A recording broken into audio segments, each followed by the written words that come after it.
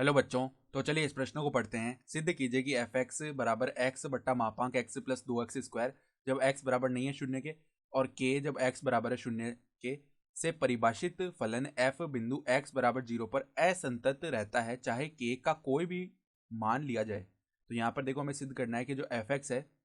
ये हमेशा बिंदु एक्स बराबर 0 पर असंतत रहता है चाहे हम के का कोई भी मान ले लें। तो प्रश्न में आगे बढ़ने से पहले इस प्रश्न से संबंधित जो मुख्य उदाहरण है उसकी हम चर्चा कर लेते हैं। देखो मुख्य उदाहरण, यदि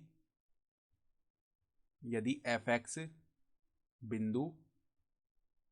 बिंदु एक्स बराबर 0 पर एक्स बराबर 0 नहीं बिंदु एक्स बराबर ए पर संतत हो अर्थात यदि फलन बिंदु एक्स बराबर ए पर सतत होता है तो उसके लिए हमारे पास में क्या स्थिति होती है कि एक्स बराबर ए पर जो फलन का मान आ रहा है अर्थात एफ ए वो किसके बराबर हो, बाईं सीमा, अर्थात लिमिट एक्स अग्रसित ए माइनस एफ एक्स, ये होती है बाईं सीमा। और ये दोनों मान किसके बराबर हो, दाईं सीमा के, लिमिट एक्स अग्रसित हो ए प्लस एफ एक्स। ठीक है, तो अगर ये तीनों मान आपस में बराबर आए तो एक्स बराबर ए पर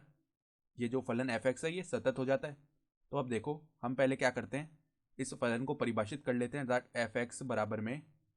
यहाँ पर देखो हमें क्या दिया हुआ है,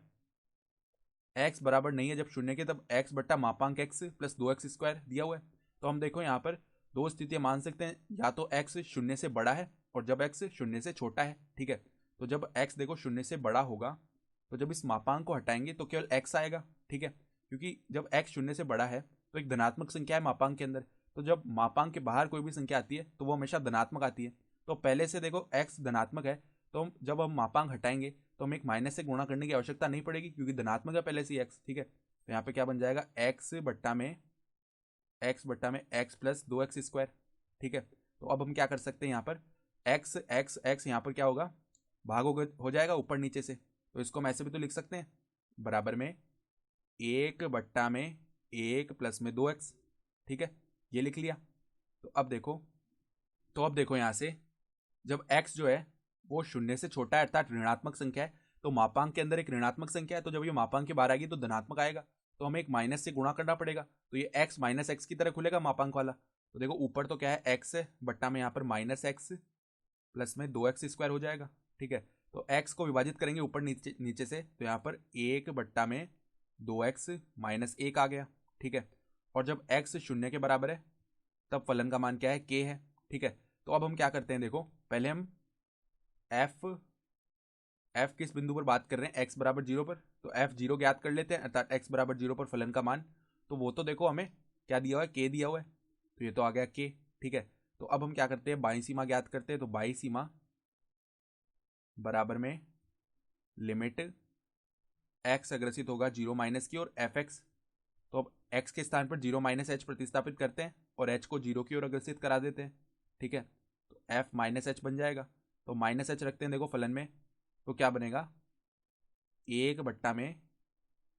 देखो लिमिट तो है एच अग्रसित शून्य की ओर,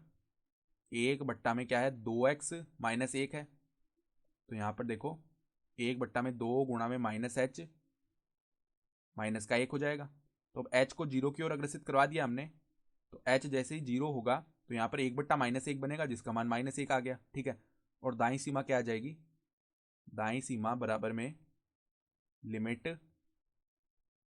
एक्स अग्रसित होगा 0 प्लस की ओर और एफ एक्स, तो अब एक्स के स्थान पर 0 प्लस एच प्रतिस्थापित किया तो लिमिट एच अग्रसित शून्य की ओर और यहाँ पर एफ एच आ जाएगा, तो अब देखो एच रख लेते हैं हम, तो लिमिट एच अग्रसित होगा शून्य की ओर और यहाँ पर 1/1 प्लस 2h, तो 1/1 प्लस 2h ये हो गया।